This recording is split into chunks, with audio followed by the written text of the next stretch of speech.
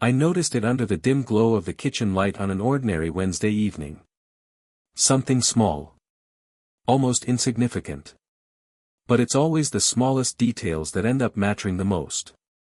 A wine glass. Half full. A thin smear of lipstick along the rim. The expensive red we only ever opened for special occasions. Emily, my wife, never drank alone. Never. Strange. I muttered under my breath, staring at it as the old clock on the wall ticked softly in the background. The house was silent. Too silent. Even the old wooden floorboards seemed to be holding their breath. I called out, my voice echoing slightly through the hallway. You home? No answer. Just the faint hum of traffic outside and the smell of the ocean breeze drifting in through a cracked window. I started walking through the house. The living room, empty. The bedroom, untouched. The bathroom, silent. Then, as I was heading back down the hallway, I froze. It wasn't a sound, not exactly. More like the ghost of a sound.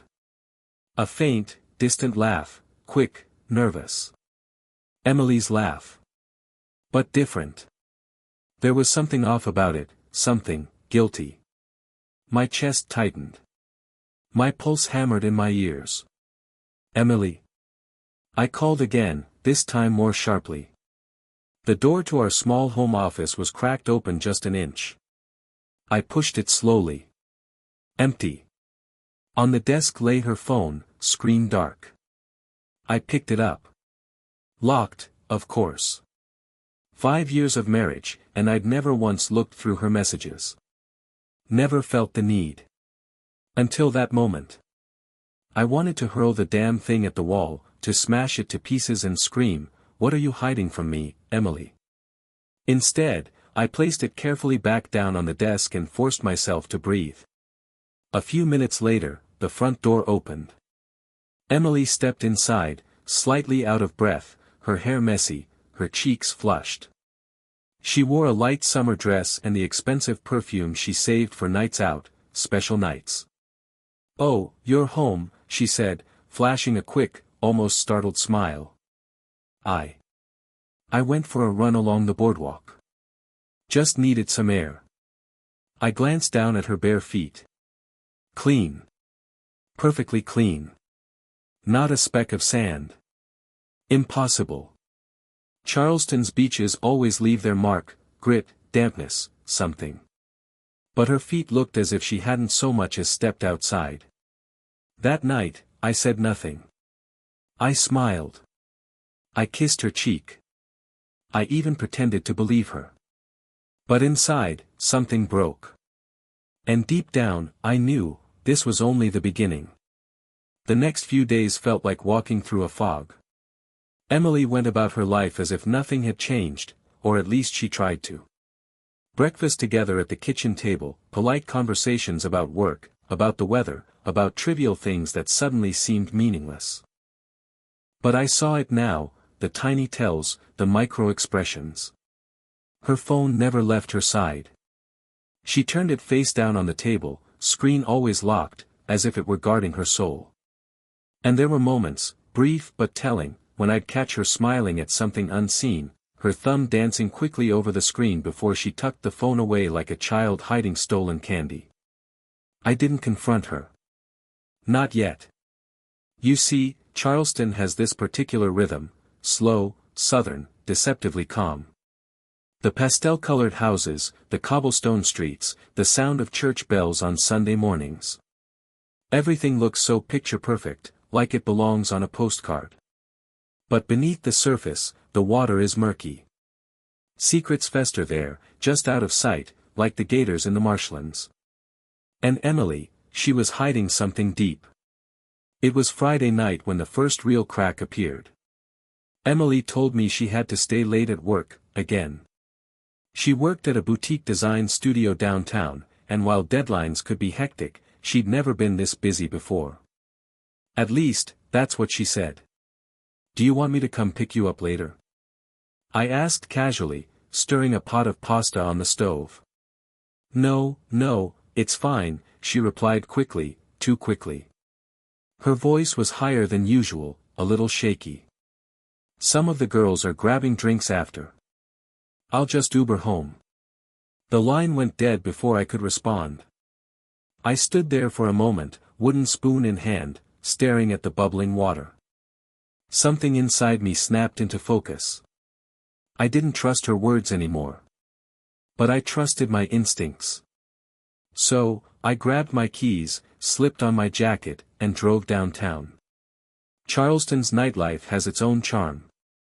Gas lanterns cast a warm glow on the historic streets, and the air smells faintly of saltwater and fried seafood.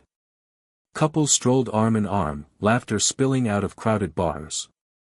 I parked a block away from Emily's office and waited. 30 minutes passed. An hour. Nothing. Then, at exactly 9:42 p.m., I saw her. She walked out of the building, not alone, as she'd claimed, but with a man. He was tall, broad-shouldered, his hand brushing lightly against her lower back as they walked toward the street. I couldn't see his face clearly, but I didn't need to. The intimacy of that simple gesture told me everything. My chest burned. I gripped the steering wheel so tightly my knuckles went white. They stopped near the curb. She laughed, that same nervous laugh I'd heard the other night. He leaned in close, whispering something that made her blush. Then a black SUV pulled up. He opened the door for her like some kind of gentleman, and she climbed in. He followed. The car drove off into the night. I didn't follow them. Not yet. Instead, I sat there, staring at the empty street, every muscle in my body trembling with rage. Because now, I knew. And knowing is worse than suspecting. When Emily came home later, she smelled faintly of expensive cologne that wasn't mine. She slipped into bed beside me, kissed my cheek, and whispered, "I love you," as if those words could erase the stench of betrayal clinging to her skin.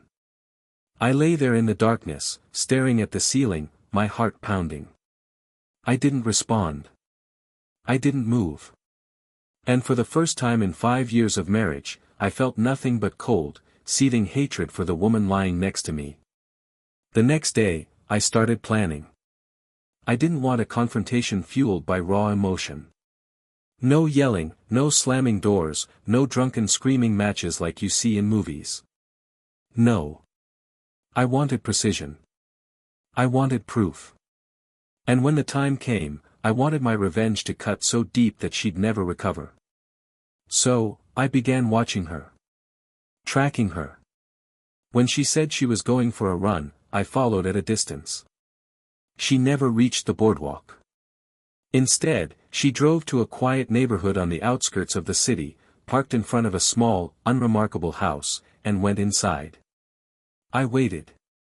2 hours later, she came out, her hair messy, her dress slightly wrinkled. She looked satisfied. It was him. It had to be. That night, while she slept beside me, I quietly unlocked her phone using a trick I'd read about online, a combination of her birthday and our wedding date. Pathetic, really. For someone so careful, she hadn't been very creative with her passcodes. The messages were all there. Hundreds of them. Explicit. Vile. Filled with the kind of passion she hadn't shown me in years. "I miss you already. Last night was perfect. Can't wait to taste you again." My stomach churned as I scrolled, reading every filthy word. The man's name was Alex. Alex Mason. And there was one more message, sent just hours earlier. "I think he suspects something. Be careful." The screen went cold, but the burn in my chest did not. Alex Mason. The name felt like a physical thing, a weight I could hold and plan against. I read every message until my eyes blurred. I read the photos she'd sent him, the same smile she reserved for me on our best days, reshot and angled to tempt a stranger. I read how she described me to him when she thought no one was looking: bored, predictable, good, safe. Her words to him were loaded with hunger and a kind of contempt I had never seen directed at me. I should have been furious in the straightforward way you see in films, explosive, urgent. Instead, the emotion that settled over me was colder, steadier. It was the meticulous kind that thinks in lists and timelines and small, irrevocable steps. If she wanted to ruin what we had, I would unmake it on my own terms. First, proof. Not just flirty texts and late-night photos, but dates, times, facts, things that could not be shrugged off as a misunderstanding. I began keeping a journal, dates Emily said she would be at the studio, when she left, when she said she'd be home. I kept a separate file on my laptop where I saved screenshots, photos, and a growing map of Alex's comings and goings. I started to wonder how little of my life I'd been living. How many rooms did Emily share in her head that I'd never been invited into? We'd been married 5 years, people change in 5 years. I told myself that was a fact, not an excuse. But as weeks passed, her attention fractured like a dropped plate. She grew sharp at the edges. Her replies to me folded into curt, distracted sentences, her laughter in the kitchen was rehearsed. There were nights she would come home smelling of cologne and reason, a client meeting, a colleague's party, that sat in the air like smoke. I could have confronted her then, in that wet, dangerous place where truth has nowhere to hide. But I wanted more than a confession. I wanted to feel the scale shift. I wanted her to look at me and understand, viscerally, what she had done. So I watched, and I learned. Alex was not a mystery for long. He worked in a marketing firm near the Battery, a tidy office with windows that caught the sun and bounced it back into the river. He drove a truck, expensive enough to make a point without being ostentatious. He'd been married once, his ex-wife's name buried in a public divorce filing I found in a county database after an hour of guessing and clicking. He was younger than Emily by a few years and shockingly arrogant in the way people who have never known consequence tend to be. One night in late October, I followed Emily after she told me she would be at a client presentation. She parked in front of a low brick building near Upper King. The street smelled of fried fish and diesel. A busker played a slow song on a violin 2 blocks over. She slipped into the building like she belonged there. I countered by ducking into the shadow of an alley and waiting, the cold pressing against the glass in my hands. When she came out, she was with him. His hand brushed the small of her back, their hips swayed as if to an inaudible rhythm. They did not notice me and I did not intend to be noticed. I took pictures from across the street, the flash off, the camera silent. The images would be grainy up close but they were what they needed to be, her face turned toward his, eyes bright, smile easy. Her hand resting on his thigh when they sat inside the SUV. Proof. After that, my steps widened. Evidence alone would not be the endgame. I started to think of theater, situations arranged down to their lighting and cues. Revenge, I decided, would be public, surgical, and precise. I pictured Emily at the height of something, a gallery opening, a charity benefit, maybe the studio's own launch party where she would be expected to shine. She loved being admired, she fed on it. I wanted to take that away. Her firm announced a big thing 2 weeks later, a fall fundraiser for a local preservation society. Emily had designed the invitations and the gallery-style layout for the event. She was proud and she was at the center of the planning. It would be held at a restored carriage house on a cobblestone lane off King Street, intimate, darling, and absolutely splattered across Charleston social media. The guest list read like a who's who of the city's philanthropic elite. This was the moment.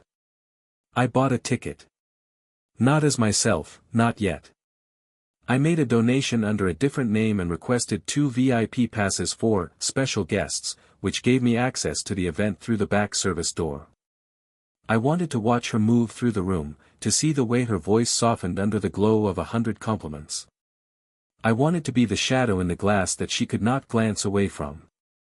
In the days before the event, I tightened the net.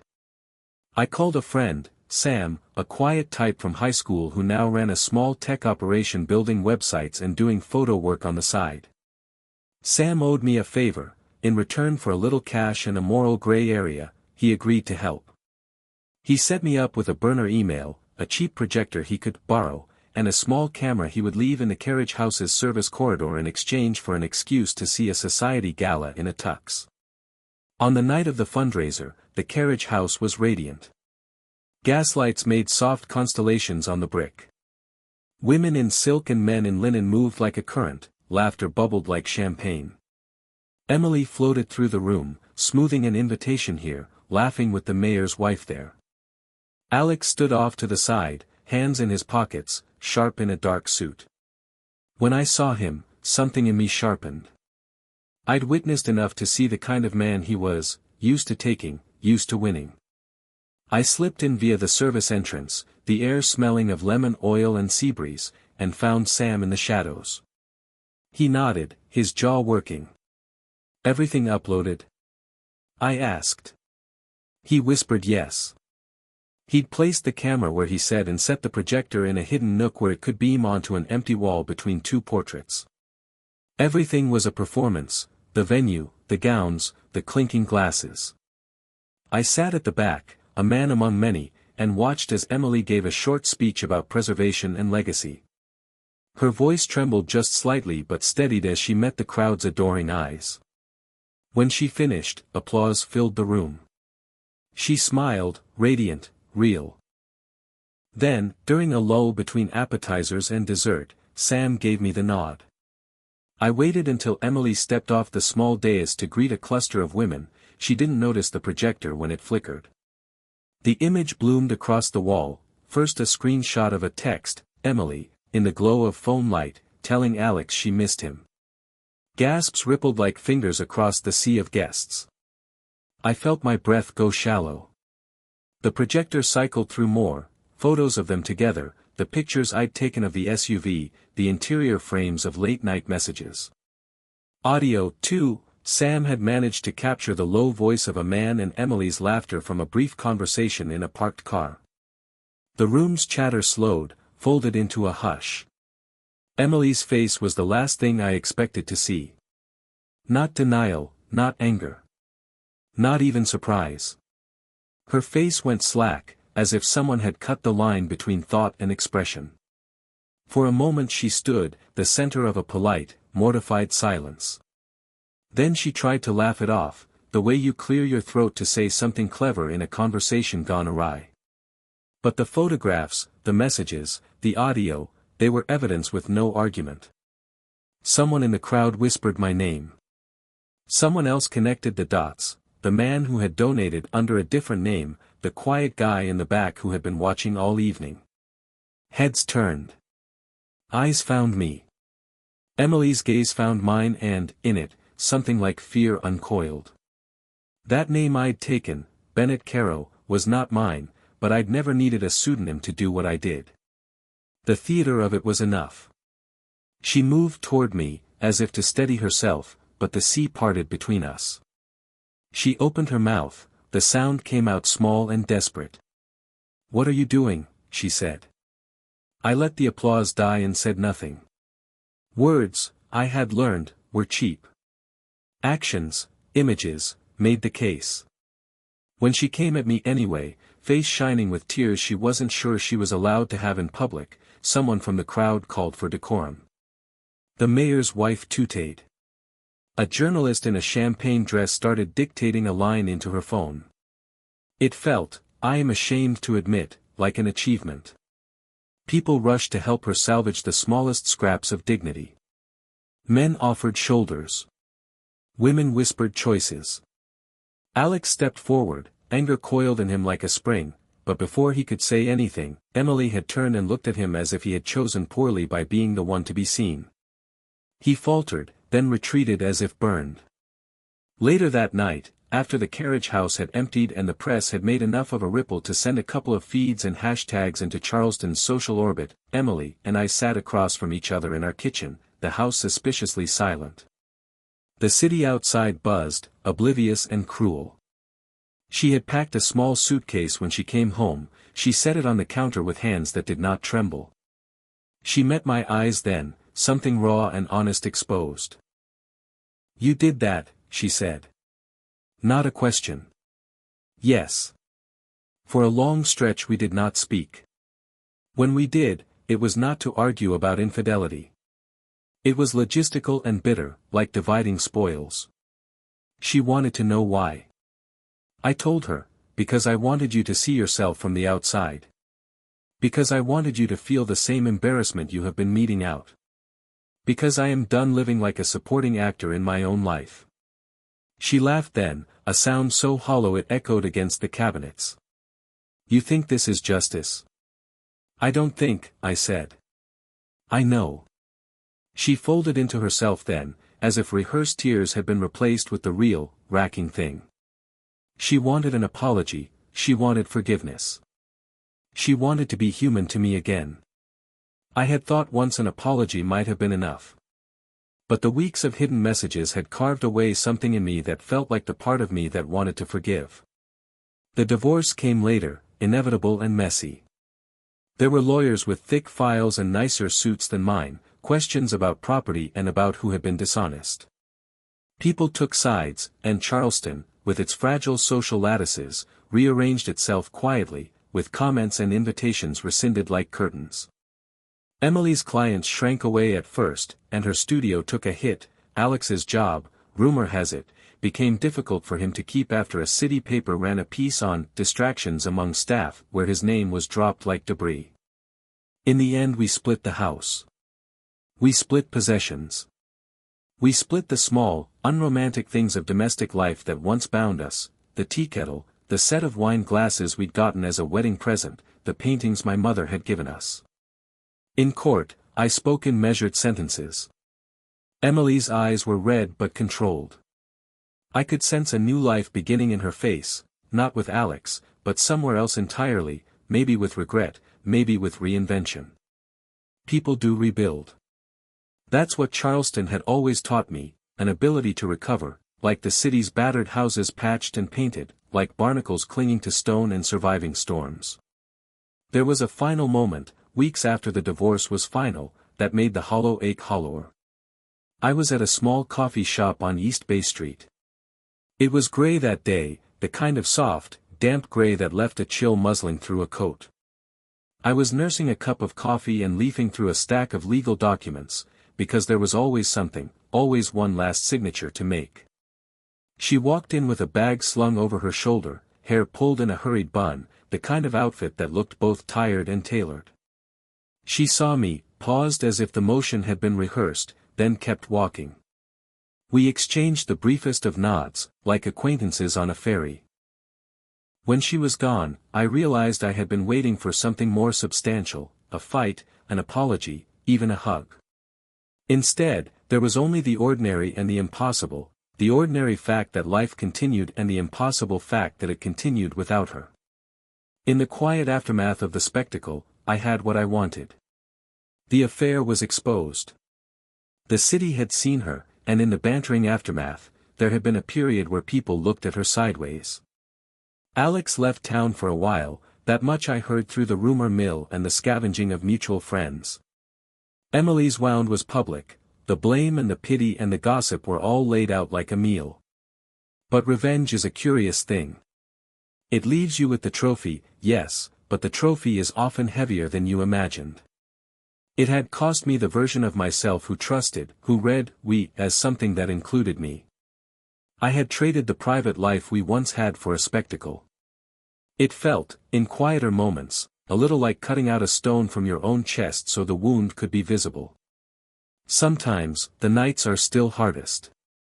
There are echoes, the hollow sound of wine glasses in an empty kitchen, the way rain hits our old roof and makes patterns the way a hand might trace in grief. I go for walks along the Battery more often now, where the oaks tilt and ghosts of the past rest between their roots. People walk their dogs.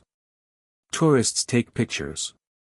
The houses still stand, painted in gentle pastels. Life goes on.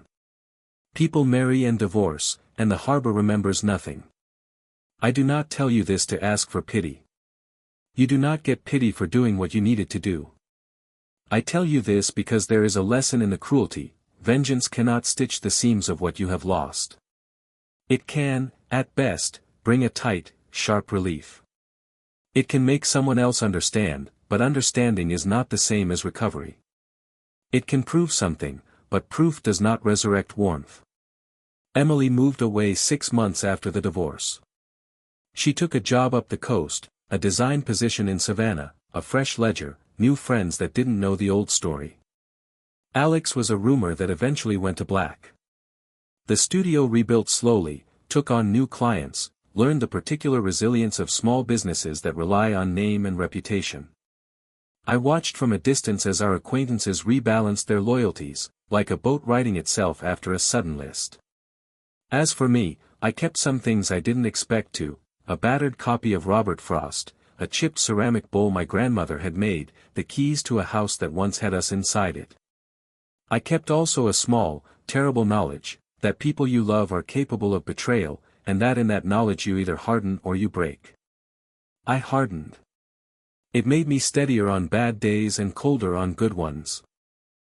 There were nights later, when I would stand on the porch with a glass of red wine, the same kind we'd saved, poured now for myself, where I would think about the moment before the projector had illuminated the carriage house wall. I thought about whether there had been another way. Could I have asked a question? Could I have been the kind of man who simply forgave? I couldn't make myself into that man. Maybe if I had, we would have survived, maybe the affair would have ended and we would have rebuilt in painful, honest increments. Maybe Emily would have stayed. Maybe I would have been smaller, softer. Maybe I would have been happier. Instead, I orchestrated a scene worthy of a headline. I took her public and private simultaneously and split them open for everyone to see. For a while, I tasted victory like copper on my tongue. But later, the aftertaste lingered. The last lines of my journal, the one I kept through everything, are not triumphant. They are not gloating. They are simple and small, the kind of truth you only tell when you are finally allowed to be honest with yourself. People will forgive you for many things, I wrote, but they do not forgive the choice to make them suffer for your pain. I have my proof. I have my spectacle. In return, I have my solitude. It is a fair exchange, in its way. That was months ago. Sometimes, on a late afternoon when the light hits the harbor just so and the gulls will in the blue above, I think of Emily. Not with longing anymore, but with a strange, curious sorrow. I hope she is real and not merely a memory shaped by my anger. I hope she has found some small, honest thing to hold on to that is hers alone. As for me, I have learned to live with the quiet. Revenge settled on me like an extra coat, it kept the chill off, but it also made me walk with a different gait. I answer to fewer people now and, in the space that was once full of 1,000 small obligations, I find a different kind of life taking root. It is not the life I would have chosen once. But it is mine. In the end, the truth was revealed, as I had wanted. The town learned, tongues wagged, reputations shifted like sand. The climax was loud and spectacular. The resolution was legal and cold and efficient. But the final, unbidden truth, the one that has lingered, is that the cost of my revenge was the part of me that could have forgiven, or at least tried. That part is gone. When people ask me now, and some do, curiously, whether I regret what I did, I tell them the same thing I wrote in the journal, I don't regret the truth. I regret the way I chose to show it.